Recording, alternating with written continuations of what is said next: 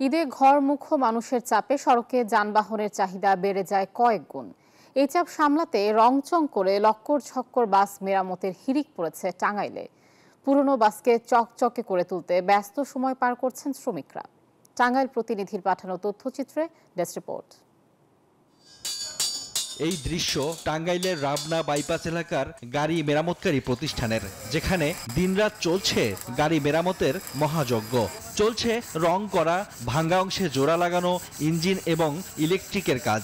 Rabna bypass থেকে এলজিইডির মোড় পর্যন্ত অন্তত 10টি গ্যারেজে চলছে এই কর্মযজ্ঞ।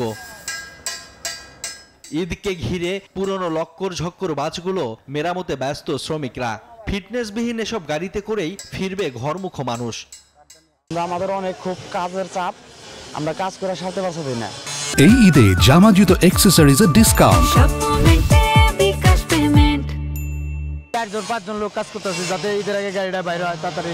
আমরা 2টা পয়সা পাই, মালিক সব 2টা পয়সা পায়। ঈদ উপলক্ষে যত রিফাইনিং কাজ কামগুলা অচলকে সচল করার জন্য এগুলা কাজ কাম করা হয়। বাস মালিকরা বলছেন, ঘরমুখো মানুষের বাড়ি ফেরা নিশ্চিত করতেই বাড়তি গাড়ি নামাচ্ছেন তারা। এই রোজার সিজন আমাদের একটু ব্যবসাটা খারাপ হয়, ওই টাইম আমরা গাড়িটা বসায় মেরামত করি আর কি। রোজার মধ্যে ব্যবসা হয় না, ব্যবসাটা না হওয়ার কারণে পরে বলে গাড়ি কিনে নিয়েই আমি গাড়িটা বসিয়ে দিছি। যাবতীয় কাজগুলো করলাম আর কি, চাকা সার্ভিসিং করলাম, ইঞ্জিন সার্ভিসিং করলাম, এখন গাড়ি ওয়াশ করার পরে এখন চলে যেতেছি। ট্রাফিক বিভাগ জানিয়েছে, অভিযান পরিচালনা সত্ত্বেও কিছু অসাধু মহল ঈদের ঠিক আগ মুহূর্তে ফিটনেসবিহীন গাড়ি সড়কে নামিয়ে দেন। এদিকে যানজট নিরসনে ব্যস্ত থাকায় তারা আইনি ব্যবস্থা নিতে পারেন না বলেও দাবি ট্রাফিক পুলিশের।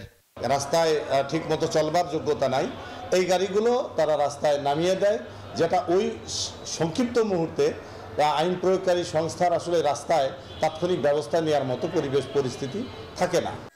ঢাকা টাঙ্গাইল মহাসড়ক ব্যবহার করে ঈদ পূর্ববর্তী 3 দিনে অন্তত 1 লক্ষাধিক গাড়ি চলাচল করে।